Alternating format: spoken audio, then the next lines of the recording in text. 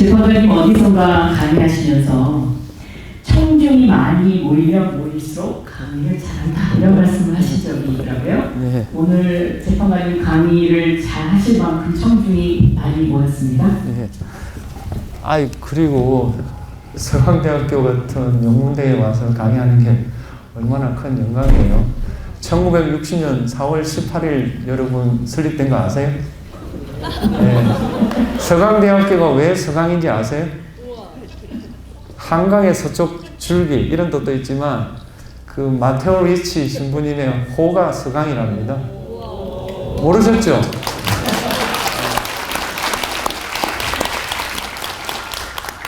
지금 하신 말씀은 굉장히 명답이신데요. 약간 동문서답이시긴 합니다. 네. 영광입니다. 네, 박수로 한번 환영해 주시죠. 이 한성수 감찰부장님은 판사를 하셨고요. 그리고 검사를 하셨고 변호사를 하셨습니다. 이 세 가지를 다 해본 분 대한민국에서 찾아뵙기 쉽지 않습니다. 오늘 나와주셔서 감사합니다. 네, 마이크 잡아주시고요. 두 분이 테니스 동호회에 좀 더 가까워지셨다고 그렇게 들었습니다. 네. 여기 우리 재판관님이라고. 네. 재판관님은 A조고요. 저는 C조입니다. 네, 오늘 이제 본격적인 질문을 한번 제가 시작해 보도록 하겠습니다. 자, 이제 4월 4일로 돌아가 보도록 하겠습니다. 4월 4일 아침에 눈을 탁 뜨셨을 때 네. 문 재판관님 무슨 생각이 제일 먼저 드셨습니까? 예, 제가 그 경희궁 자이에 관사가 있었거든요. 그 헌재가 제동에 있잖아요. 그 가는 길에 불상사가 없어야 되겠다. 100만 분의 1의 가능성도 없어야 되겠다. 그 생각했어요. 오늘 내가 가서 이 일을 완수해야 되겠다. 그런 의미시네요. 저는 4월 4일 오전 11시 22분 그때 재판관 전원의 일치된 의견으로 주문을 선고합니다. 이렇게 시작하셨잖아요. 저는 그때 몸에 약간 전율이 느껴졌어요. 왜냐하면 헌법재판소가 9사람으로 구성이 되어 있는데 3사람은 대통령이 임명하고 3사람은 국회가 임명하고 3사람은 대법원장이 임명하지 않습니까? 그래서 흔히들 이 세 사람의 그룹이 성향이 다를 것이다. 그렇기 때문에 이번에 탄핵 재판에서 가장 어려운 게 재판관 전원의 일치로 주문을 하는 것. 이것이 제일 어려울 거다라고 좀 생각을 했었거든요. 그런데 첫 문장이 그게 나오더라고요. 그래서 이게 전원 일치로 탄핵이 되는구나. 정말 대단한 일이다. 언제 전원 일치가 될 수 있다라고 직감하셨습니까?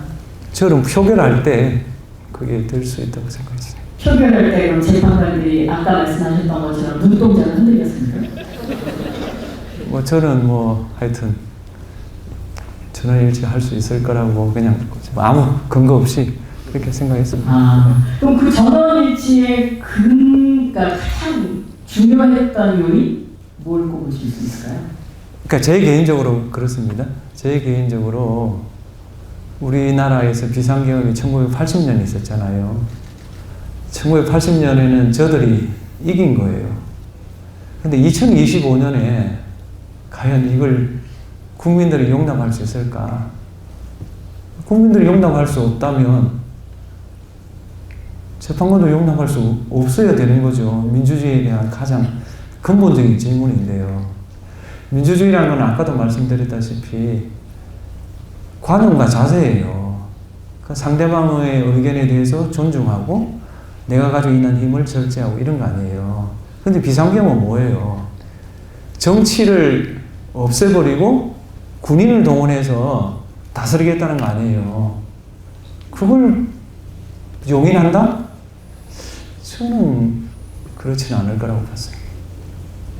그래서 저는 처음부터 전원일치가 가능하다. 그리고 전원일치를 해야 된다. 이렇게 생각했고 시간은 더 걸릴 수 있다. 서두를 문제는 아니다. 왜냐하면 이런 사건은 표결을 한 번 하고 또 한다는 게 불가능해요. 여러분 한번 생각해 보세요. 표결을 한 번 했는데 어떻게 바꿔요? 그렇기 때문에 충분히 토론하고 충분히 생각한 다음 표결하는 게 좋다. 저는 처음부터 그렇게 생각했습니다. 그래서 조금 시간이 걸렸군요. 네.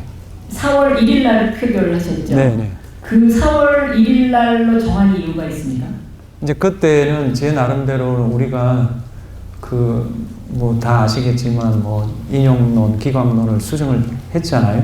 수정을 뭐 하여튼 여러 번 해가지고 어느 정도 마무리되었다. 객관적으로 1번이고요. 2번은 제가 4월 18일 날 퇴임을 하지 않습니까? 그러면 4월 4일 정도는 선고가 되어야 되지 않겠느냐 하는 주관적인 어떤 관점, 이 두 개가 일치된 날이 4월 1일입니다.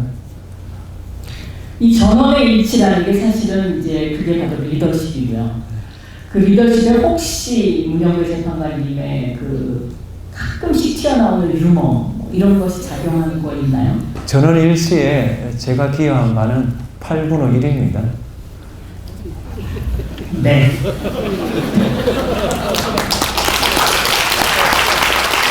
그런데 이런 말씀도 하셨어요. 인생 중에서 개엄 날부터 그 탄핵까지 다시는 살고 싶지 않다. 지금 5개월 지났는데 마찬가지십니까? 예. 그러니까 일단은 저는 다시 태어나고 싶은 생각이 없어요. 제가 어렵게 여기까지 온 거거든요. 근데 다시 태어나면 다시 시작해야 되잖아요. 우선 그렇고, 두 번째는 12월 14일부터, 아니 12월 3일부터 4월 4일까지 저한테 너무 길었어요. 여러분 그 군대 갔다 오신 분 제대 직전에 이해되시죠? 이거 제대 못하는 거 아닌가 그 생각이었어요. 다 아시네요. 예. 그런데 그 문장이 발표문의 문장이 굉장히 명징하면서 간결했어요. 근데 보통 판결문이 어렵거든요. 국민들이 이해하기가 쉽지 않은데 이거는 굉장히 쉬웠습니다. 변호사님, 한 변호사님 어떻게 평가하십니까? 그 탄핵 결정문이요? 네. 잘. 잠깐만요. 거기 네. 이게 마이크가 꺼져 있는 것 같습니다. 네네. 그 탄핵 결정문은 많은 국민들께서 일단 선구는 그 내부적으로야 많은 토론과 합의를 거치느라고 많은 그 고생을 하셨지만 밖에 있는 분들은 무척 긴 시간이었고 고통스럽고 때로는 분노하셨던 분들이 상당히 많이 있었던 걸로 기억합니다. 그리고 그 탄핵 심판의 그 결정문 자체는 평이하면서도 그 본래적인 의미들을 뚜렷하게 전달해 주셔서 아주 좋은 결정문으로 바라보고 있으시고요. 저도 개인적으로는 지금도 기억합니다만은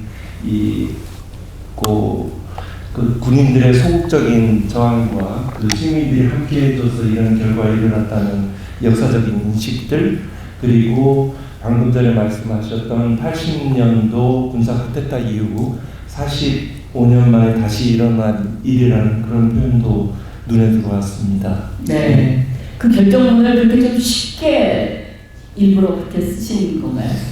일단은 저희들이 그 여러 차례 평의를 했지 않습니까? 다듬었지 않습니까? 그런 과정에서 좀 이른바 문장이 조금 제대로 됐을 거고요. 두 번째는 쉽게 써야 된다는 암묵적인 공감대가 있었던 것 같아요. 우리는 그걸 논의한 적은 없습니다. 근데 어쨌든 이 사건은 국민이 피해자잖아요. 피해자들이 알아듣게, 이해하기 쉽게 쓰자는 그 암묵적인 공감대가 있었다라고 저는 생각합니다. 암묵적인 공감대가 있었다. 그러니까 굉장히 그 재판관님들도 아마 그 뭔가 중압감을 많이 느끼셨군요. 그 결정문에서 가장 심혈을 기울였던 문장이 있다면 어떤? 그 사람마다 다 다를 건데요. 네. 저 같으면 그 정부와 국회의 그 사이의 위와 같은 대립은 일방의 책임에 속한다고 보기 어려우며 이는 민주주의 원리에 따라 조율되고 해소되어야 할 정치 문제다. 이 문장을 제가 제일 중요한 문제라고 생각해요. 우리가 생각할 때 국회가 문제가 있다고 봤어요. 국회는 문제가 있다. 그러나 그건 민주주의 원리에 따라 조율되고 해소되어야 할 정치 문제지 병력을 끌고 와서 문제를 해결할 성질의 것이 아니다.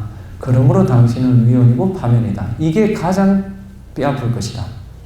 근데 어떤 분은 왜 그 국회의 잘못을 이야기하냐, 피청구인의 잘못만 이야기하면 되는 거 아니냐라고 주장하세요. 근데 그건 저는 우리 결정문을 제대로 이해하지 못하다고 봐요.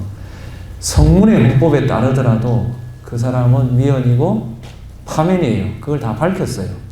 근데 피청구인은 뭐라고 그러냐 하면은 국회가 문제가 많아서 이 문제를 해결하기 위해서 비상경을 했다고 그래요. 그럼 그에 대한 판단을 해줘야 될 거 아니에요. 그래서 우리가 본 바에 의하면 국회도 문제가 있어요. 있다고 봤어요. 있지만 그거는 말 그대로 정치 문제다. 정치 문제는 그 간용과 자제로 대화와 타협을 해가 풀어야 되지 비상계엄을 동원해서 풀 문제가 아니다 라고 선언해야만 그 논리가 완성된다. 저는 그렇게 봤습니다. 네. 이 돌이켜 보실 때 결정문에서 이 문구는 좀 수정을 했으면 좋겠다. 지금 돌아보니까 이런 거 있으십니까? 저는 없습니다. 제가 본 결정문 중에 이거보다 더 공들여 쓴 결정문은 없었다. 이렇게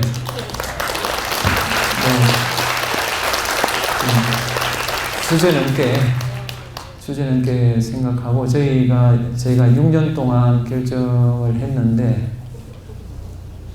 이거보다 더 많이 고친 결정문은 없었던 것 같아요. 그리고 예를 들면 더불어 있잖아요. 더불어가 있었어요. 그 초안에 더불어가 특정 정당을 연상한다. 그래서 또 안으로 바꿨어요.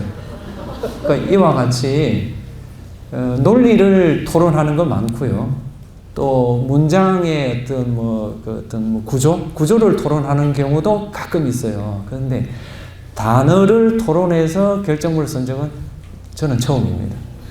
자, 그러면 오늘 재판관님의 아까 30분 강의의 핵심을 보면요. 첫째, 이 개혁은 필요하고 개혁에 찬성하는데 개혁하면서 좀 사법부를 존중해달라. 이렇게 요약할 수 있겠습니다. 네네. 네. 그러시면서 그 예로 재판소원 문제를 들으셨어요. 네. 근데 재판소원은 사실이 될 거다.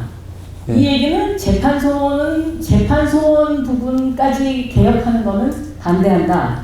저는 뭐 신중하게 했으면 좋겠다. 더 신중하게 했으면 좋겠다. 이런 재판소원은 반드시 사심제가 됩니다. 대법원이 한 해에 접수되는 사건이 4만 건이 넘습니다. 근데 제가 볼 때는 30% 이상 불복할 거라고 봅니다. 그러면 12,000건이 헌재에 와요. 헌재가 한 해에 접수되는 사건이 얼마냐? 2,600건입니다. 현재. 근데 2,600건인데 위헌 결정 내는데 3년, 4년이 걸려요. 그래서 그 헌법 소원을 낸 사람이 죽는 경우도 있어요. 그래서 지금 헌재도 사건이 넣었다고 아우성이에요. 거기에 더 그 문제를 복잡하게 한다. 그리고 독일의 헌법소원, 재판소원이 아주 활발하게 일어난 나라예요. 독일은 헌법소원의 대부분이 재판소원이에요. 그래서 독일 헌재 재판관한테 직접 물어봤어요. 인용률이 얼마나 되냐. 1% 내지 2%래요. 그러니까 98%, 9%는 다 통과되는 거예요. 그러면 그 1%, 2%를 구제를 해야 되죠. 그 구제할 수 있는 제도가 없냐? 제도가 있다. 제가 말한 한정위헌 결정도 재심 사유로 인정한다고 법률을 개정하면 대부분 다 해결된다. 그렇고 지금 국회에서 하고 있는 일이 뭐냐면 신속한 재판을 위해서 대법관을 늘리자는 거예요. 그러면서 사심제로 하겠다는 거예요. 이건 모순이다. 저는 그렇게 생각합니다. 재판소원이라 하면 혹시 참고로 말씀드리면 대법원이 결정한 사항에 불복해서 헌재에다가 다시 국민이 소원을 내는 제도를 말씀하시는데 네. 지금 대법관 이야기를 했었어요. 지금 대법관을 26명에서 30명으로 늘린다. 뭐 이런 안이 지금 나와 있습니다. 여기에 대한 두 분의 견해를 여쭤보도록 하겠습니다. 먼저. 이걸.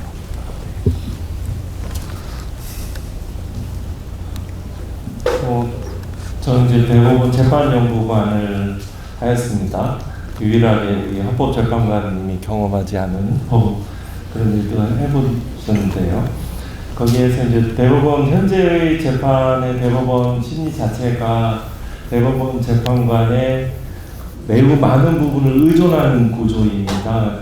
사건의 그 큰 두꺼운 기록에 대해서 사건의 요약과 쟁점 정리 등이 담겨있는 검토 보고서 그리고 대법원 판결의 초안인 의견서를 그 작성해서 연구관에게 대법원 재판연구관에게 이제 선임 재판연구관 또 뭐 수석 재판연구관을 경유해서 대법관에게 보고되는 형태여서 실제 대법관들이 전체 기록을 현실적으로 제대로 다 전부 파악하지 못하는 구조들이 있는 것은 부인할 수 없는 사실입니다. 국민들의 일반적인 인식하고 다르니까요. 그래서 현재 일정 정도 그 대법관의 증언은 그 필요하고 그런 부분을 찬성하는 입장입니다. 네. 문재평가님의 의견은 어떠십니까? 예, 저는 어느 방안을 공개할 정도 그 공부는 되어 있지 않습니다. 다만 이 논의는 좀 충분히 할 필요가 있다. 저는 그렇게 생각합니다. 우리가 이 논의를 하는 이유는 신속하고 공정한 재판을 받을 권리를 어떻게 보장할 건가라는 그 수단으로 하는 거지 대법관 30명 정원이 목적은 아닙니다. 그리고 대부분의 나라는 사실 인정 문제는 1, 2심에서 하고 그다음에 법률 문제는 대법원에서 하고 이렇게 다 하고 있습니다. 근데 우리나라는 제가 뭐 대법원에 있지 않았기 때문에 잘은 모르지만 대법원이 사실 인정 문제를 건드립니다. 우선 그게 우리가 설계한 대로 가는 거냐 의문이 하나 있고요. 두 번째는 그 이유가 뭐냐? 그 이유가 뭐냐면 학업심이 부실하다는 겁니다. 그래서 부실한 이유가 뭐냐? 서울형사합의부, 서울중앙지방법 형사합의부 재판장을 최근에 만났어요. 그 사람한테 일주일에 재판을 며칠 하냐 하니 일주일에 재판을 4일 한대요. 그러면 판결은 언제 쓰냐 하니까 하루 기록 보고 합의해서 판결을 쓴다. 그렇게 해가 제대로 되냐? 그래서 처리가 안 된다. 이렇게 말을 했어요. 그러면 적어도 그 재판부에 관해서는 2배, 3배 좀 늘려줘야만 심리의 부실이 없어질 거 아니냐. 이런 문제도 논의 안건에 넣어야 된다. 그리고 대법원에 사건이 가면 다 심리를 해야 되냐. 저도 2심에 있어 봤지만 도저히 대법원에 갈 필요가 없는 사건들이 상보가 많이 됩니다. 그런 거는 적당한 선에서 좀 걸러야 되지 않냐. 이 논의도 해야 된다. 그러고도 뭐 대법관 숫자가 정원이 필요하다면 그것도 뭐 논의할 수 있겠죠. 그런데 12일 날 전국 법원장 회의를 하고 25일 날 전국 법관 대표 회의를 한다면 그 과정에서 어떤 의견이 수렴될 테고 그런 의견들을 토대로 국회와 대법원 사이에 충분히 좀 논의를 했으면 좋겠다. 저는 그런 생각입니다. 그러면 지금 하신 말씀을 요약하면 대법관 숫자 늘리는 것도 뭐 필요하다면 할 수 있는 일이지만 상고심 제도에 대한 논의도 반드시 수반돼야 한다. 그러니까 상고심 제도를 사실심의 연장으로 볼 건지 아니면 우리 책에 나오다시피 법률심으로 할 건지 그게 먼저 큰 주제가 정해져야 되고요. 두 번째 상고사건이 많은 이유가 뭐냐 분석이 들어가야 되고요. 그다음 세 번째 그러면 그걸 해소하기 위한 방안이 뭐냐 이런 순서로 가야 되지. 논의는 다 생략하고 대법관 정원이다. 논의는 다 했고 결단할 문제다. 이렇게 하는데 논의라는 건 대화 주체가 서야 되거든요. 지금의 집권 세력과 지금의 대법원 간에 이 주제를 가지고 논의한 적이 단 한 번도 없습니다. 과거에 논의를 했죠. 과거의 논의가 현재의 논의를 대신할 수 있습니까? 저는 그거는 의문이다. 그래서 서둘지 않았으면 좋겠다. 충분하게 논의를 했으면 좋겠다. 충분히 예, 논의했으면 시간을 좋겠다. 끄는 것을 용인해달라 그런 뜻은 아닙니다. 시간을 끌 문제는 아니다. 그러나 충분히 논의를 했으면 좋겠다. 네, 시간을 끈 문제는 아니다. 그러나 충분히 논의했으면 좋겠다. 예. 한 변호사님 의견은 어떻습니까? 이제 한 6년 동안 오랫동안 헌법재판에 많은 논증도 하시고 그래서 아주 깊은 그런 이야기를 들을 수 있어서 좋습니다. 방금 전에 말씀하셨듯이 결국 사법권의 독립이라는 것은 뭐 신속이라는 표현을 하셨지만 조금 더 좁게 얘기하면 그 인권과 공정한 재판을 보장하기 위한 하나의 수단의 개념인 거죠. 하나의 원리인 것이고 사법권의 독립 자체가 목적이 될 수는 없는 것이라고 봅니다. 그리고 조금 뭐 상고심사제, 상고허가제에 대해서 이제 더 또 말씀을 들을 기회가 있을 수도 있을 것 같고요. 조금 한 방향을 바꿔보면 사실 민사재판에 대한 그런 불신의 요소보다는 형사재판에 대한 그런 불신의 요소들이 꽤 상당히 많이 있는 것 같습니다. 뭐 법이라는 것이 교과서와 법전 속에 있는 것이 아니니까요. 현실의 문제를 해결하는 것이니까 이 과정에서 그 배심 재판, 형사 재판에서 1심 그 배심 재판 뭐 이거를 결국 국민의 참여를 높이는 강화하는 방향의 그 논의들이 있습니다. 이 부분에 관해서 그 필요성 내지는 그 헌법적인 근거 이 부분에 대해서 혹시 고견이 있으신지요? 그 지금의 그 참여 재판 제도는 현행 헌법으로 가능하다 저는 생각합니다. 그런데 미국식의 배심 재판은 헌법적인 뒷받침이 좀 부족하다고 생각합니다. 그다음 사법의 독립에 관해서 말씀을 드리겠습니다. 사법의 독립은 사법부가 존립하기 위한 필요 조건입니다. 물론 충분 조건은 아닙니다. 사법이 독립되어 있지 않으면 사법부가 아닙니다. 예를 하나 들어볼게요. 그 이재명 대통령에 대해서 구속영장 청구가 되었습니다. 영장이 기각됐죠. 사법이 독립되어 있지 않다면 그게 가능할까요? 사법의 독립은 그렇게 가볍게 볼 문제가 아닙니다. 사법의 독립이라는 것은 사법부가 존립하기 위한 견제와 균형을 이루기 위한 필요 조건입니다. 그걸 가볍게 보면 안 되고 다만 사법부는 그 사법의 독립이라는 것에 그 방패로 삼아서 자기 행동을 정당화해서는 안 된다. 왜냐하면 사법의 독립은 필요 조건이지 충분 조건이 아니다. 국민들로부터 신뢰받지 못하는 사법부는 더욱더 존립할 수 없다.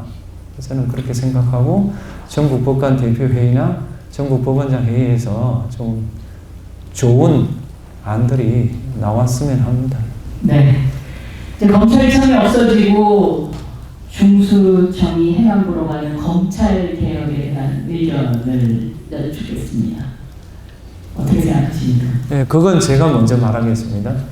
저는 검찰 개혁에 대해서 전혀 공부한 적이 없기 때문에 그에 대한 어떠한 입장도 없습니다. 네.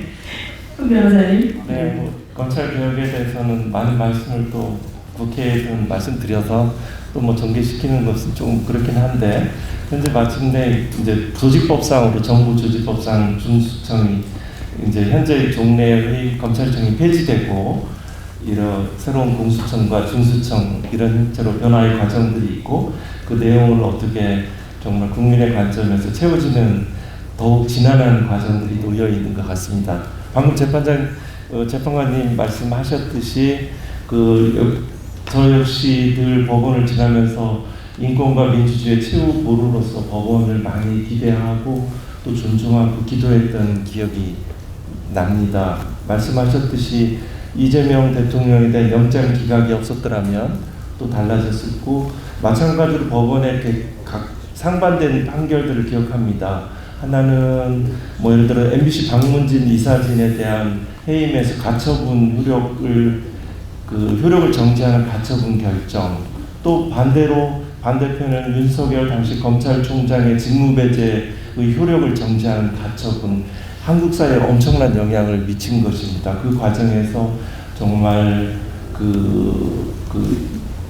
아주 논리적이고 사실에 맞는 좋은 판결들을 국민들이 간절히 원하고 있는 것은 사실인 것 같습니다. 이 과정에서 법원의 현재의 그 본래 최후 보루로서의 사명을 충실하게 이행하고 있는지, 여기에 대한 어떤 진단, 평가들, 그리고 어떤 포괄적인 조금 더 나은 방향으로의 개선이랄까요? 그 구상들이 혹시 있으신지요? 이거 예. 그 법관 연수 저도 뭐 많이 받아봤는데, 법관 연수를 우리가 그 실무교육으로 한정한다는 건 전 좀 위협하다고 생각합니다. 그 법률가가 될 때, 판사가 될 때 다 질문을 하죠. 나는 왜 판사가 되려고 하나. 근데 어느 순간에 그 질문을 안 하거든요. 나는 그냥 판사고, 이렇게 하거든요. 근데 저는 좋은 판사가 되려면 계속 나는 왜 판사를 하고 있나 질문을 해야 되고, 법관 연수 같은 기회에 시민들이 법관에게 요구하는 건 뭔가, 그 다음에 시민들이 법원에 대해서 어떻게 생각하고 있나, 그리고 부정적이라면 그 원인이 뭔가, 이런 걸 들을 기회가 좀 저는 많아야 된다고 봐요. 그래서 갈수록 그 국민의 세계와 판사의 세계가 일치돼야 되지, 딴 세계에 있어서는 안 된다고 생각해요. 근데 지금 그런 좀 문제제기가 있잖아요. 그런 문제제기에 대해서 이제 법원이 좀 답을 해야 된다. 이런 말을 하고 싶어요. 몽테스크에가 그 법의 정신에 보면 이런 말이 나와요. 그 재판관은 피고와 같은 신분에서 뽑아야 된다. 그렇지 않으면은 자기에게 폭력을 가할지도 모르는 사람 수중에 자기 처분이 달려있다고 생각하기 때문이다. 이런 취지의 글이 나와요. 그 뜻은 뭐냐 하면, 국민들의 심정을 헤아리는 사람, 국민의 삶을 이해하는 사람이 판사가 돼야 된다. 그런 이야기예요. 근데 판사가 되면 판사의 삶이 국민의 삶과 상당히 떨어져 있어요. 그렇다면 그걸 좁히려고 노력해야 되고, 그 과정 중에 하나가 저는 법관 연수가 될 수 있다.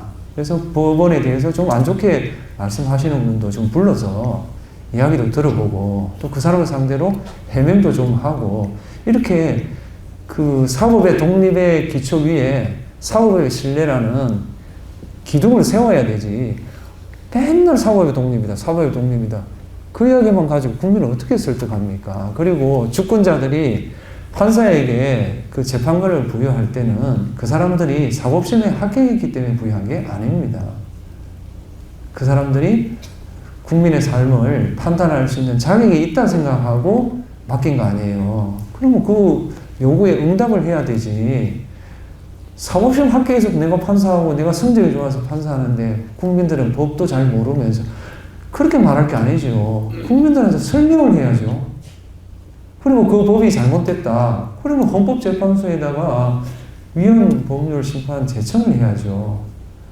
그 결과에 대해서 판사가 국민에 대한 설득 책임을 져야 되는 것이지, 나는 선고했으니까 당신들이 이해하든 모르든 그건 뭐 알아서 해라, 내지는 그냥 불복이 있으면 상소해라, 이건 아니다. 그거는 분명하게 지금 우리가 짚어야 된다 생각합니다. 네. 아까 그 검찰청 폐지에 대해서는 공부한 적이 없기 때문에 할 말이 없다. 그 말씀 제가 받아드리겠습니다. 그런데 이거는 그 헌재 위헌 논란과 관련되기 때문에 네. 답변을 좀 해주셔야 될 것 같아요. 이 검찰청 폐지에 대해서 위헌 논란이 제기되고 있어요. 헌법에 검찰총장 임명 절차와 검사의 영장 청구권이 규정되어 있는 만큼 개헌 없이 법률 개정안만으로 검찰청을 폐지하는 것은 위헌이다. 이런 이제 논리를 피는 분들이 있는데, 여기에 대해서 전 헌법재판관님으로서 어떤 판단을 하고 계신지 듣고 싶습니다. 저는 뭐 위헌 문제는 아니라고 생각합니다. 위헌 문제는 아니다. 더 설득하기는 뭐 지금 그런 자리는 아니니까 저는 위헌 문제는 아니라고 생각합니다. 아주 짧게 그냥 보충 의견을 드리면 저도 네. 같은 의견이고, 헌법재판소에서 그 국무회의 심의 대상으로 검찰총장 외에도 대사도 있고 국영기업체 관리자도 포함되어 있고 가끔 참모총장도 이어 있습니다. 그들 부서가 속한 이들이 속한 부서와 기관, 국영기업체를 헌법기관이라고 주장하는 사람은 한 사람도 없습니다. 그리고 검사의 영장 신청권은 이미 헌재에서 결정이 나왔지요. 공수처의 그 검사도 포함된다라고 했기 때문에 공소청의 검사, 이걸 공소관이 하는 게 더 낫다라고도 하는 분도 있는데 그 두 가지 근거로 그 합헌이라는 위헌이라는 해석 자체가 사실상 정말 이해하기 어려울 정도의 사견입니다. 네. 그 헌법 그 탄핵 재판에서 얻은 교훈으로 관용과 자제를 꼽으셨어요.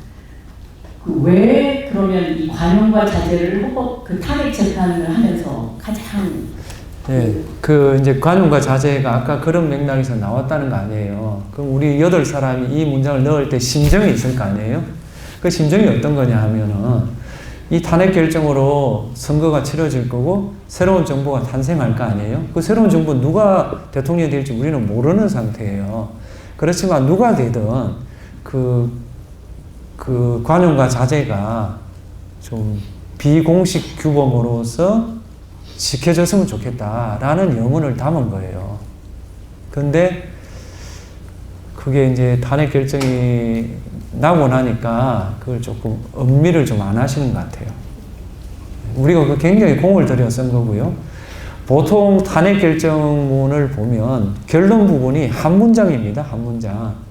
그러니까 관여 재판관의 일치된 의견으로 주문과 같이 결정한다. 요 한 문장으로 써요. 근데 읽어보시면 알겠지만 그 결론 부분이 4페이지인가 5페이지인가 그럴 겁니다. 그리고 저희들이 결정문 쓸 때 가장 많이 고친 게 결론 부분입니다. 그 말은 거기에 재판관들의 어떤 그 뜻이 고민이 많이 들어있다. 그렇다면 좀 정치인들께서 그 부분을 좀 많이 읽어주셨으면 우리가 노력한 데 대한 조금의 위로를 받을 수 있겠다 생각합니다. 네. 또 이 문재판관께서는 헌법은 살아있는 법이다. 이제 이렇게 말씀하셨는데요. 그럼 그 살아있는 법이라는 의미에서 봤을 때 지금 우리 사회에서 헌법에 반드시 담아야 될 새로운 기본권이라든가 아니면 시급히 좀 이런 우리가 개정해야 될 필요가 있다든가 하는 그런 거 있으십니까? 저는 모든 국민은 적절한 주거에서 살 권리가 있다. 이 조항이 저는 들어가야 된다고 봅니다. 그 집이라는 것은 투자나 투기 수단이 아니라 가족끼리 모여서 밥을 먹고 그날 있었던 그 어려움을 이야기하고 내일의 꿈을 이야기하는 공간입니다. 거기는 기본권이 머물러야 될 공간이에요. 근데 이걸 사인의 그 투자나 투기 수단으로 넣다 보니 지금 양극화가 아주 심해졌다. 제가 판사가 될 때 92년인데 그때 같은 가격으로 사법연수원 앞에 미도 아파트를 살 수 있었고 부산에 있는 어떤 아파트를 살 수 있었어요. 40년이 지난 지금 그 두 아파트의 격차가 10배가 넘습니다. 서울에는 지금 집이 없어가 난리 아닙니까? 부산은 집이 남아서 난립니다. 어떻게 한 나라에서 이렇게 격차가 있는데 이걸 정부의 선의에 맡깁니까? 헌법이라는 건 정부의 선의에 맡기지 않는다는 뜻입니다. 이건 기본권으로 삼아야 국가가 정책의 우선순위를 둘 의무가 생기는 겁니다. 그래서 유럽의 일부 국가는 이걸 기본권으로 다 삼고 있습니다. 적어도 우리가 선진국이 되어서 헌법 개정을 논한다면 이런 국민의 삶에 직결되는 문제를 가지고 서로 이야기를 나누고 개정을 해야 되지 맨날 권력구조 이야기해요. 권력구조. 지금 이렇게 물어보고 싶습니다. 권력구조를 개정하면 여러분의 삶이 나아질 것 같습니까? 저는 논의가 거기서 머무르는 것에 대해서는 좀 유감스럽게 생각합니다. 네, 주거에 대한 기본권이 필요하다. 여러분도 동의하세요? 네. 이제 AI 시대가 왔어요. 이 AI 때문에 사실 요즘 대학생들은 걱정 있습니다. 내가 뭘 해야 되지? 내가 할 직업을 다 뺏어가는 거 아니야? 이제 이런 걱정들을 굉장히 많이 하시는데요. 이 새로운 기술의 발달에 따라서 헌법도 여기에 영향을 받을까요? 이제 저는 받는다고 보고요. AI 기술을 헌법재판소나 법원이 과감하게 도입해야 된다고 생각합니다. 그러나 AI가 할 수 없는 게 딱 두 가지가 있습니다. 첫 번째, AI는 질문을 할 줄 모릅니다. 두 번째, AI는 창의를 일으키지 못해요. AI는 뭐 몇 대 대통령이 누구냐라는 그 질문을 넣어보면 가끔가다 엉터리 같은 이야기를 해요. 왜냐하면 그 자료가 입력되지 않아서 그렇거든요. 마지막으로 AI는 감정이 없습니다. 인류가 가장 약한 동물이면서 적어도 그 문명을 지배하는 이유는 저는 공감 능력이 있기 때문이라고 생각합니다. 타인이 아플 때, 타인이 힘들 때 공감할 수 있는 능력이 있고 그걸 제도화했기 때문에 인류가 진화했다고 생각해요. AI에게는 그런 게 없어요. 그래서 AI에 대해서 배척할 필요도 없지만 과도하게 기대할 필요도 없다. 보세요. 교수가 리포터를 요구해요. 뭐뭐에 대해서 써와라. 그러면 AI를 가지고 20페이지, 30페이지 써옵니다. 그게 무슨 의미가 있습니까? 제 같으면 가령 주거권의 본질에 대해서 한 문장으로 써와라. 이렇게 내겠어요. AI는 그렇게 줄이지 못합니다. 한 문장이에요, 한 문장. 보세요. 스티브 잡스가 이렇게 말했어요. 더 이상 추가할 수 없을 때 완전해지는 게 아니라 더 이상 뺄 게 없을 때 그때 완전해진다고 말을 했어요. 빼고 더 이상 뺄 수 없는 거, 그게 본질이에요. 그게 아이폰입니다. 아니에요. 아니. 네, 그렇습니다. 예, 저는 참고로 갤럭시를 쓰고 있습니다. 네, 오해 풀리셨죠? 창의는 더 붙일 때가 아니라 뺄 때 일어납니다. AI는 모을 수는 있어도 빼지는 못합니다. 그래서 AI와 사이 좋게 지내는 건 좋으나 미워할 필요는 없다. 정말 명담을 해주신 것 같습니다. 그런데 한 문장으로 표현해라. 이제 이 말씀하셨는데 이 한 문장으로 표현하시는 거 참 좋아하시는 것 같아요. 문영배 재판관이 인생을 한 문장으로 표현하면 어떻게 됩니까? 어렵게 살아왔죠. 여러분, 그 중학교 때 교복을 친척으로부터 물려받는 심정이 뭔 줄 잘 모르시죠? 고등학교 때 친척 형으로부터 교복을 물려받는 심정을 잘 모르실 거예요. 제가 고등학교 때 공부를 좀 했어요. 그래서 선생님이 저보고 반장을 하라고 그랬어요. 그때는 다 그랬어요. 근데 제가 반장을 못했어요. 이유는 교복 때문이에요. 어렵게 여기까지 온 거예요. 그러니까 여러분이 지금 힘든 건 알지만 저보다 조건이 좋아요. 왜냐하면 지금은 선진국이고 저일 때는 개발도상국이었어요. 그러니까는 포기하지 마시고 실패했다고 좌절할 필요 없어요. 제 아들도 지금 취업 안 됐어요. 걔한테 하등 제 스트레스 안 줘요. 걔 뭐 명문대도 안 나왔어요. 하등 말한 적이 없어요. 왜냐하면 제 아버지는 중졸이거든요. 그러니까 아버지 인생하고 제 인생이 같지 않듯이 제 인생과 아들 인생이 같을 이유가 뭐예요? 여러분 전혀 그럴 필요 없고요. 그냥 본인이 좋아하고 본인이 잘하는 거 그거 하면 됩니다.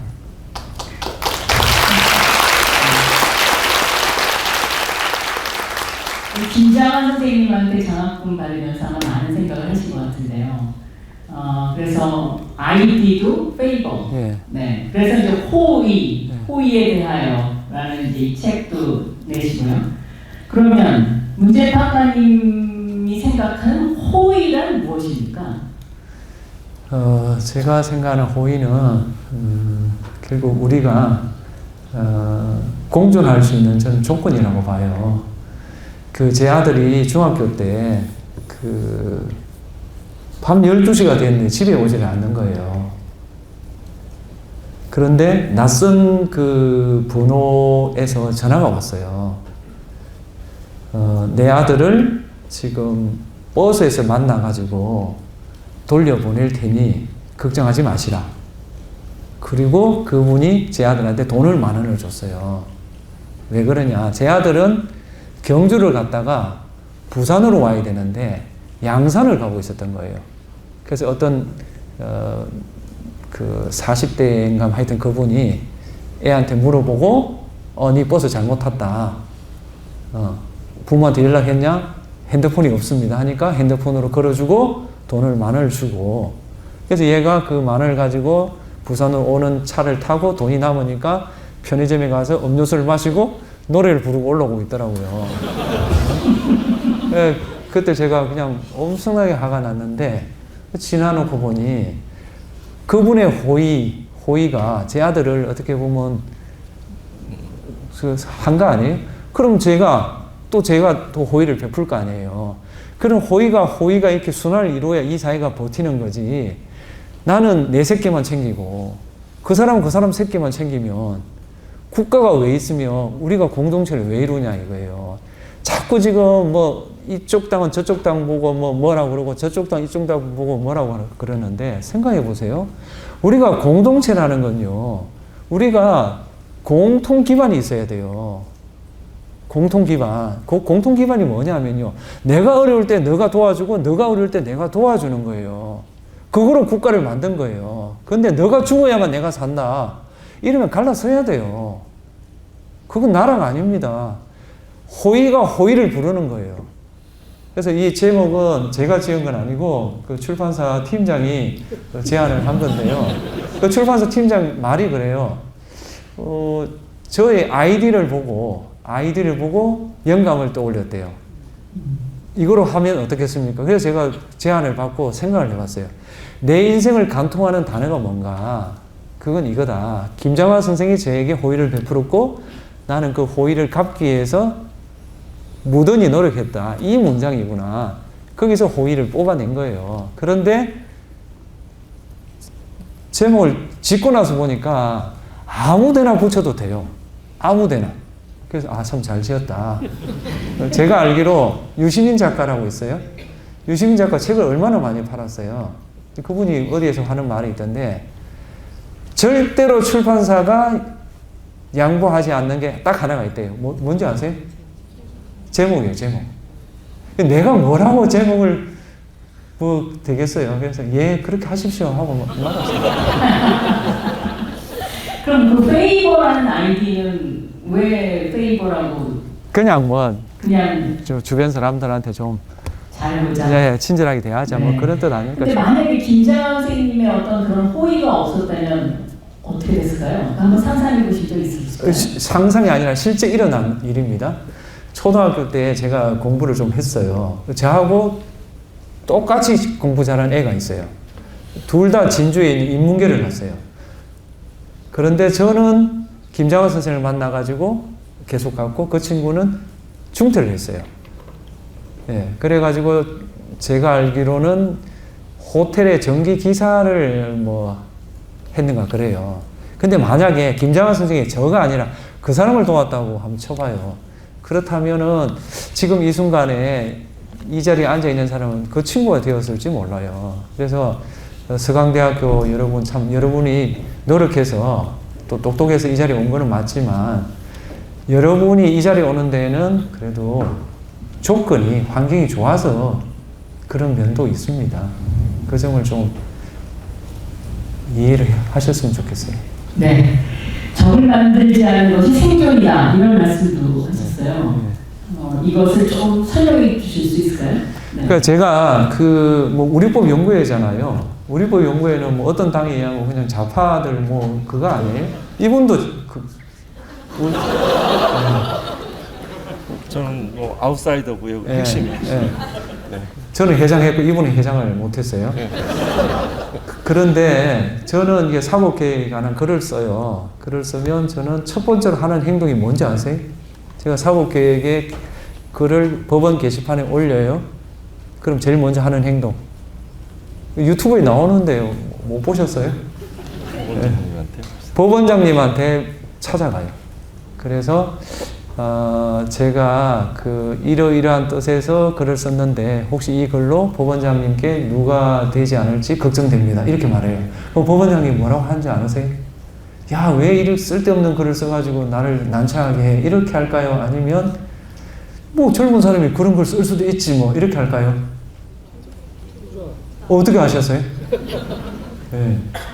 그래서 제가 법원에서 평판이 좋았습니다. 그건 그냥 뻥이 아니고 제가 승진을 했거든요. 그러니까 평판이 안 좋고 승진하기는 어려워요. 그러니까 무슨 말이냐면 제가 사법개혁을 외친 사람들을 조사를 다 해봤어요. 중간에 뭡니까? 쓰러진 사람이 있어요. 그걸 내가 다 연구를 해본 결과 제가 내린 결론은 여러 가지가 있지만 언어가 거칠어서 그래요.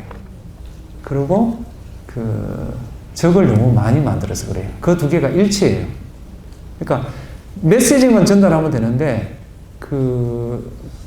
뭐랄까요, 사법행정권자를 너무 거칠게 비판을 했다라고 저는 깨달았어요. 그래서 저는 메시지는 분명하게 하되 표현은 정중하게 하자. 그래서 그 호의에 대하여 책을 보면 독립되어 있지 않으면 사법이 아니다. 솔로몬 왕의 판결, 이 두 개가 다 촛불재판 개입에 대한 제 글입니다. 얼마나 정중해요. 근데 들어있을 건 다 들어있잖아요. 제가 누구 물러가란 말이 없잖아요. 물러가란 말이 없고 뭐라고 되어 있냐면 솔로몬 왕이 판결을 내렸다. 이제 누가 진짜 어머니인지 증명할 때다. 이거 아니에요. 그 솔로몬 왕의 판결에 따른다면 진짜 어머니가 아이를 포기하잖아요. 그걸 제가 표현한 거예요. 그렇게 정중하게 해도 얼마든지 그 내용은 산다. 그래서 개혁을 할 때 너무 많은 적을 만들지 말자. 그러면 자칫 동력이 상실될 수 있다. 이게 제 살아온 경험이에요. 네.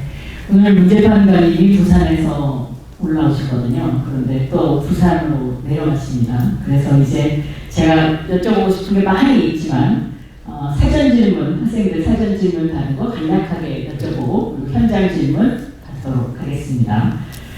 서강대학교 불문과 정수장님입니다. 좋은 판사가 될 수 있는 자질이나 성향, 요건이 있다고 생각하시는지요? 예, 저는 이는 옛날부터 이야기한 건데요. 좋은 판사가 좋은 인간이 되는 게 아니라 좋은 인간이 좋은 판사가 됩니다. 타인에 대한 공감 능력, 그리고 그 문제를 해결해 보겠다는 의지, 이런 게 좋은 인간이 되는 길이에요. 그게 좋은 판사가 되는 길과 일치합니다. 공감 능력을 굉장히 강조하십니다. 서강대학교 야간 MBA에 다니신다 이렇게 돼 있고, 박옥진님 실제로 판결 내릴 때 고민되는 점이나 판단 기준, 도덕적 딜레마가 무엇입니까? 제가 제일 고민하는 것은 네. 제가 진실을 다 알고 있을까입니다. 그러니까 여러분은 판사가 상식만 갖추면 잘할 수 있을 거라고 생각하잖아요. 근데 판사들이 제일 고민스러운 거는 진실이 뭔가입니다. 그러니까 진실이 뭔가가 규명이 되어야 그 위에 탑을 쌓을 거 아니에요. 근데 정인들이 정말 진지한 목소리로 정반대 이야기를 하거든요. 한 사람은 지금 거짓을 말하는 거잖아요. 그걸 분간 못할 때가 되게 많아요. 제가 1심에서 무기징역을 선고했는데 2심에서 대법원에서 무죄된 사건이 있거든요. 그런 일 한번 당하고 나면 자신이 많이 없어요. 이번에는 두 번째 질문 드리겠습니다. 서강대학교 경제학과의 임진학님, 권력구조 개편을 위한 개혁 필요한 시점이 아닌가, 여기에 대해서 어떻게 생각하세요? 저는 그거는 정치권이 결정할 문제라고 생각합니다. 네, 한 변호사님. 질문요? 네. 네. 제가 두 분한테 드린다고. 네. 네. 권력구조. 권력구조 개편을 필요한 거 아니라서 저도 잠시 이 자리에서는 권력구조에 개헌이 대한 필요한 시점이냐 아니냐. 네. 네, 개헌은 여러 가지 개헌이 필요한 사안들이 있어서 권력 구조만 말씀하셨는데 헌법 조문에 5.18 정신 들어가는 거 하고 조금 전에 실질적인 거주권 관련 조항들이라든가 검사의 독점적 영장 신청권이라든가 또 권력 구조 부분보다는 현재 대통령 임기제 이런 분들이 논의되고 있는 것 같고요. 네, 그 부분에서 제가 특별히 드릴 말씀은 없습니다. 네. 네. 자, 서강대학교 수학과의 김진영님은요. 대학생들에게 재판관님께서 이거는 꼭 한 번 읽었으면 좋겠다. 추천할 만한 책을 질문했습니다. 네. 대학생.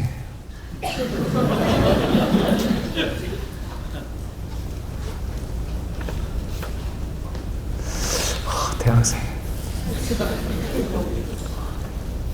스티브 잡스 전기 한번 읽어보셨으면 좋겠어요. 네.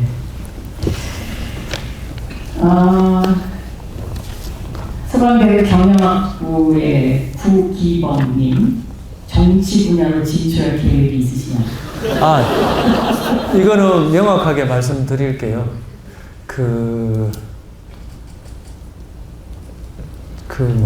정치할 생각이 없고요. 보정을 누굴 세우면 되겠습니까? 정치. 이 자리에 계신 네. 학생 여러분. 네. 정치할 생각 전혀 없습니다. 네. 한양대학교 정책학과의 임채연님입니다.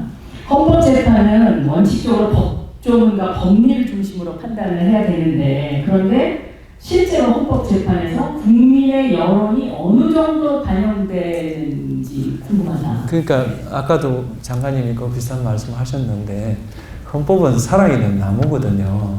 나무가 이렇게 쑥 자라잖아요. 그러니까 옛날에는 권리라고 보지 못했던 것이 시대가 지나면 권리가 되는 거예요. 그 대표적인 예가 뭐냐면 그거예요. 담배 연기로부터 자유로울 권리. 네. 저희 판사 시절에는 방에서 담배 피는 게 그 사람의 자유였어요. 그래서 나가서 피우라고 그러면 사람 참 융통성이 없다라고 했어요. 지금은 정반대잖아요. 그러니까 헌법의 기본권이라는 것은 교과서에 있는 게 아니고 결국 국민들의 뜻이 그걸 기본권이라고 생각하면 그게 기본권이 되는 거예요. 다음 서강대학교의 조수민님인데요. 어려운 환경 속에서 이겨내셨고 또 그 과정에서 정말 힘들게 여기까지 오셨는데 지금의 위치에서 얼마든지 더 욕심내실 수도 있을 텐데 그런 부분을 절제하고 지내시는 이유나 원동력은 무엇입니까? 글쎄 일단 변호사 교육은 못 하잖아요. 지금 대한변협도 안 받아줘요. 대한변협도 안 받아주고 저도 3년간 예. 못하죠? 그 사건은 못 맞고요. 네. 등록을 안 받아줘요. 네. 근거도 없이. 그 법을 제가 만들었어요. 예. 그리고 또 제가 청문회 때 영리 목적 변호사 개혁 안 하겠다고 했잖아요. 그러니까 말을 너무 일찍 해서 그래요. 그리고 또 제가 강원대학교에 가서 강연을 했거든요. 5월 29일인가 30일인가? 그 학생이 물어요. 장래에 그 진로가 뭐냐고. 그래서 또 당분간 공직에 나가지 않겠다고 했어요. 그러니까 딱 정해졌잖아요. 변호사 안 하고 공직 안 하면 할 수 있는 게 뭐냐? 책밖에 없어요, 책. 그래서 책을 낸 거예요. 책을 내야 속설이 있더라고요. 책을 내면 강연 요청이 들어온대요. 그래서 낸 건데 강연 요청이 조금 많이 와요. 네, 그 정관예우를 없애기 위해서 공직자윤리법을 제가 통과시켰는데요. 저도 장관 그만두고 3년간 이제 아무것도 못하는 거죠. 그 3년이 길긴 길더라고요.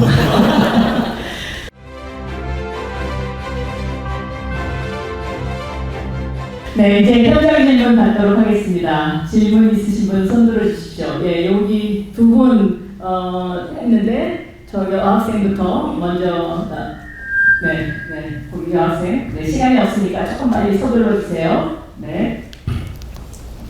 네, 안녕하세요. 저는 서강대학교 영문학과 2학번 고희수입니다. 일단 좋은 강연 해주셔서 정말 감사드립니다. 제가 여쭙고 싶은 부분은 가치관, 재판관님의 가치관적인 부분에 대한 걸 여쭙고 싶은데요. 이제 공직이 있으시면서 많은 투쟁을 하셨던 걸로 알고 있는데 그 과정에서 원하시는 바를 이루기 위해서 나아가는 그 길 속에서 많은 유혹과 어쩌면 많은 저지하는 손길들이 있었을 거라고 생각을 합니다.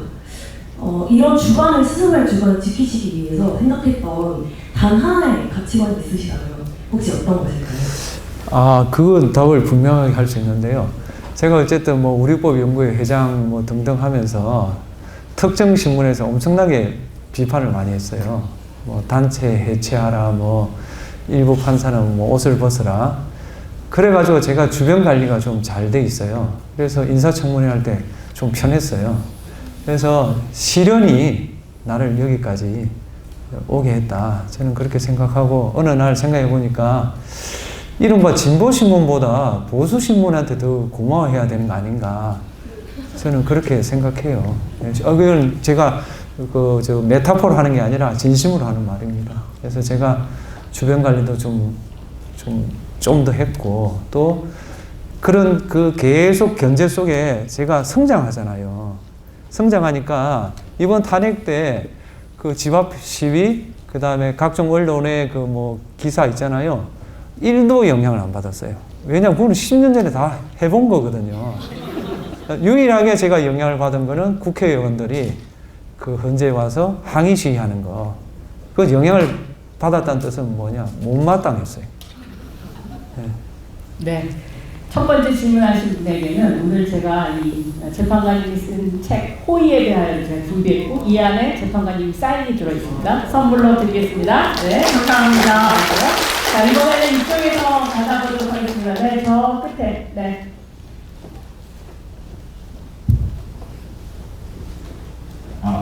네, 안녕하십니까. 좋은 해주셔서 감사드리고요. 저는 경희대학교 행정학과 권영일입니다.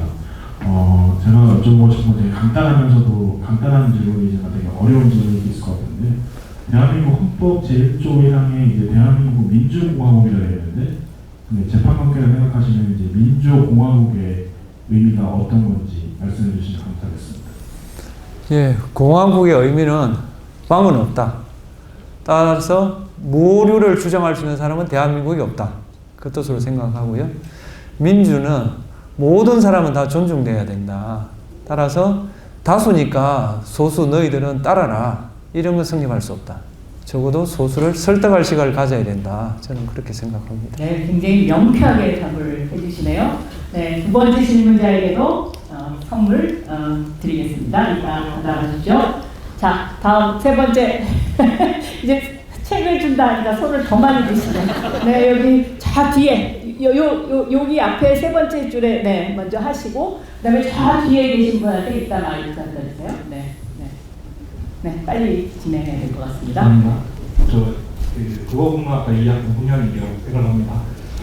제가 이제 4학년이 돼서 이제 헌법재판관님이 오셔가지고 강연을 듣게 됐는데 사실은 사법부나 이런 재판관분을 강연에서 보게 되는 건 많지 않은 것 같아요. 예를 들어서 뭐 다양한 정부에 있으신 분이나 많은 분들이 있지만 재판부에 있으신 분이 뭐 책을 하신다든지 강연을 대학에서 오신다든지 되게 낯설은 광경인 것 같은데 혹시 재판관님께서 이렇게 좀 더 대중이나 국민들에게 좀 더 가까이 가게 된 이유나 그런 의미가 있는지. 이유 있어요. 예, 이유. 제 동선을 보면 아는데요. 저는 대구, 경북, 부산, 울산, 경남에서 들어온 강연 요청은 되도록이면 엉해요.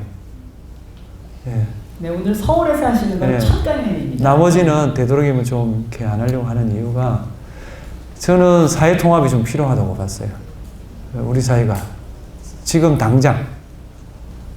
예, 그러려면은 좀 우리 탄핵 결정에 대해서 좀 의문을 갖고 있는 분들, 그분들을 좀 만나서 대화를 좀 해보는 게 좋겠다.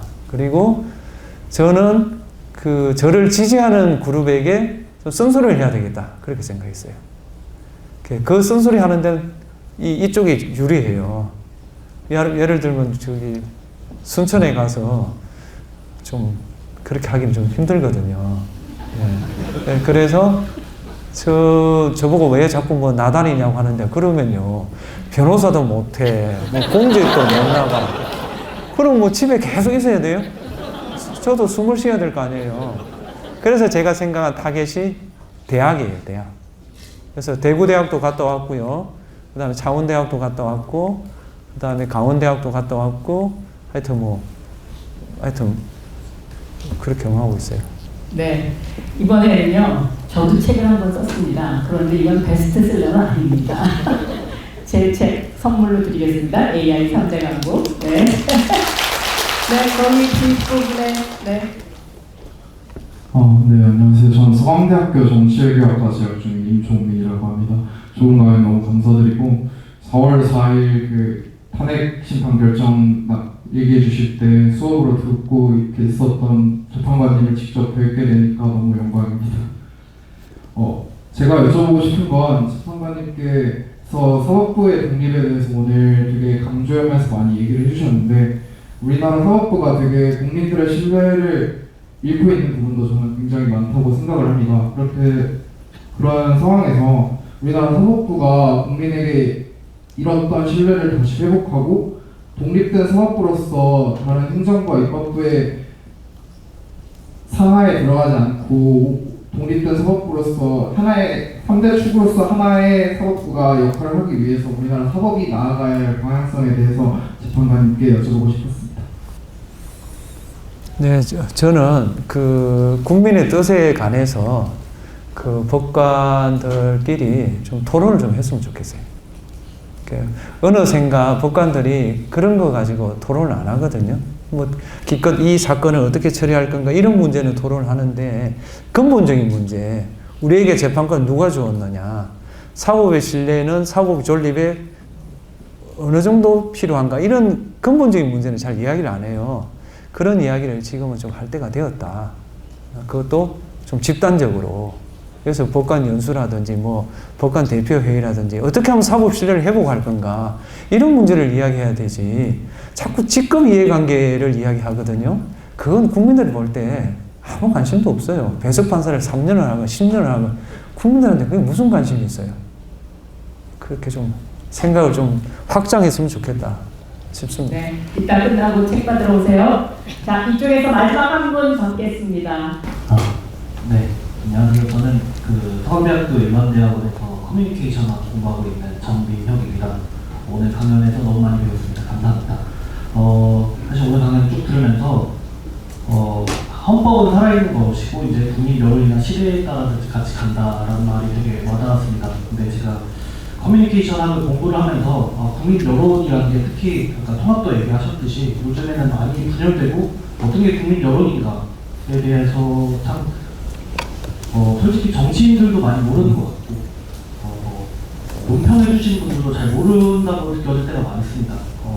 그래서 그런 것들이 헌법 지금의 판결이나 이런 것들이 정말 많이 녹아져 있는지 좀 궁금했습니다. 오늘 강연 들으면서 그게 국민들이 지금 말씀하신 것처럼 판결이나 재판 혹은 지금 개헌 과정에 있어서 국민 여론에 따라간다라고 하는데 오히려 국민 분열을 또 촉진한다는 의견들도 있는 것 같아서요.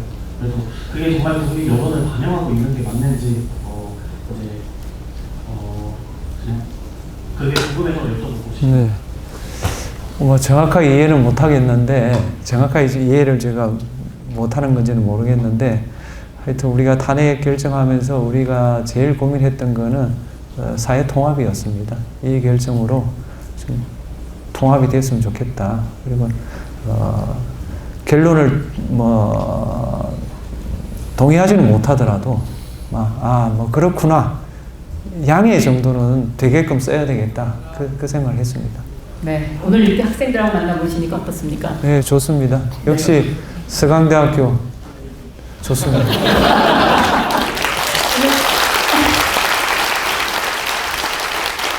이 강좌는 오픈 강좌라서 예. 서강대가 아닌 다른 학교에서도 아마 많은 학생들이 네. 와 것으로 제가 알고 있습니다. 경희대도 좋습니다. 네, 한양대학교도 있고요. 네, 그래서 앞으로도 많이 여러분들 참여해 주셨으면 좋겠고요. 한 변호사님 뭐 하실 말씀 있으세요? 네, 바로 옆에서 좋은 말씀 들을 수 있어서 영광이었고요. 정말 이분은 진심이다. 언행이 일치된 분이구나. 이런 네. 정말 좋은 법률가다 이런 생각이 들었습니다. 감사합니다. 맑은 샘물 같으신 분인 네. 것 같습니다. 네, 산책을 좋아하시는 우리 문영배 재판관님 오늘 수고 많이 하셨고요. 다음 특강은 10월 29일 AI와 이세돌을 주제로 이세돌 구단을 모시겠습니다. 여러분 그때 다시 뵙도록 하겠습니다. 감사합니다. 재판관님